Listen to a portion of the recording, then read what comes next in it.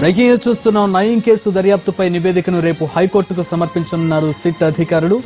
నయీం వ్యవహారంలో మొత్తం 166 కేసులు నమోదు చేశామన్నారు సిట్ అధికారులు. ఛార్జ్ షీట్ లోనూ వీఐపీల పేర్లు నమోదు చేసినట్లు చెప్పారు. దీనికి సంబంధించి పూర్తి సమాచారాన్ని మా ప్రతినిధి శర్మని అడిగి తెలుసుకున్నాం. శర్మ, నయీం కేసులో మొత్తం 166 కేసులు నమోదైనట్లుగా తెలుస్తోంది. వివరాలు ఏమన్నా తెలుసు? అంటే పర్టికులర్ గా వీఐపీల పేర్లు కూడా చెప్తున్నారు, కానీ రాజకీయ నేతలు కావచ్చు, ప్రజాప్రతినిధులు కావచ్చు చాలా తక్కువ సంఖ్యలో కనపడుతున్నారు. భారీ సంఖ్యలో పెద్ద పెద్ద నేతలు ఉన్నారని చెప్పారు, కానీ ఎవరు ఒక్కళ్ళు కూడా బయటికి రాలేదు. ఏంటి వివరాలు? రేపటికి సరిగ్గా 3 నెలలు నయీం ఎన్కౌంటర్ జరిగి ఆ తర్వాత అనేక పరిణామాలు చోటు చేసుకున్నాయి. సిట్ దీన్ని ప్రత్యేకంగా దర్యాప్తు జరుపుతోంది. ఇప్పటి వరకు 166 కేసులు నమోదయ్యాయి. 109 మందిని పోలీసులు అరెస్ట్ చేశారు.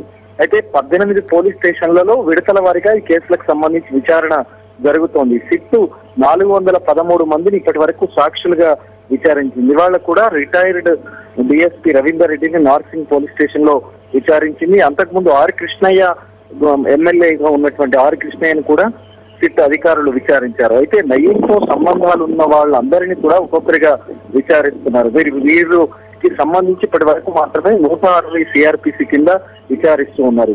అయితే నయీంతో ఏ రకమైనటువంటి సంబంధాలు ఉన్నాయి, ఆర్థిక లావాదేవీలతో కూడినటువంటి సంబంధాలు ఉన్నాయి అని కనుక తేలితే వాళ్లను అక్యూజ్డ్గా నమోదు చేసేటువంటి అవకాశం కనిపిస్తుంది. ఇప్పటి వరకు ఈ విచారించినటువంటి సాక్షుల్లో కొంతమందికి మాత్రమే సంబంధించి ఆధారాలు లభ్యమయ్యాయి. మిగతా వాళ్ళకి సంబంధించి ఇంకా ఆధారాలు లభ్యం కాలేదని సిట్ చెప్తోంది.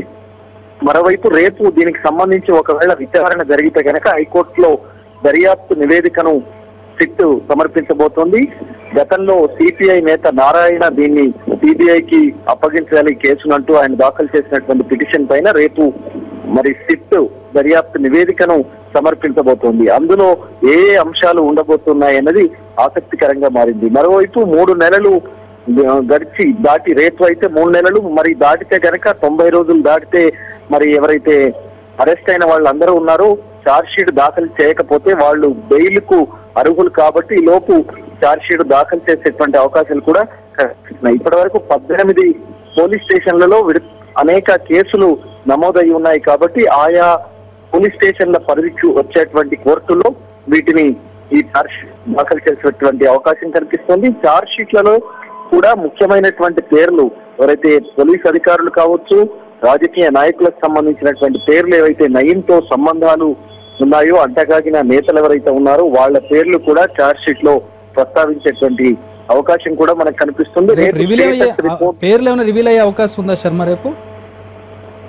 ఇప్పటి వరకు మాత్రం కొంతమంది నేతలకు సంబంధించి అలాగే పోలీసు అధికారులకు సంబంధించి గతంలోనే వెల్లడయ్యాయి. మరి వీళ్ళు కాకుండా మిగతా వాళ్ళు ఎవరైనా వాళ్ళ పేర్లు ఏమైనా బయటికి వస్తాయనేటువంటిది కూడా చాలా ఆసక్తికరంగా మారింది. కీలకమైనటువంటి నేతలు, పోలీసు ఉన్నతాధికారులు నయీంతో సంబంధాలు నెరిపారు, ఆర్థికంగా బాగా లబ్ధి పొందారన్న ప్రచారం అయితే విస్తృతంగా జరిగింది. దానికి సంబంధించినటువంటి జరిగింది కానీ ఎవరి పేర్లు ఇంతవరకు బయటకు రాలేదు. ఆర్ కృష్ణ ఆయన కూడా టీడీపీ నేత, అధికార పార్టీ నుంచి అయితే ఎవరి పేర్లు బయటకు రాలేదు శర్మ.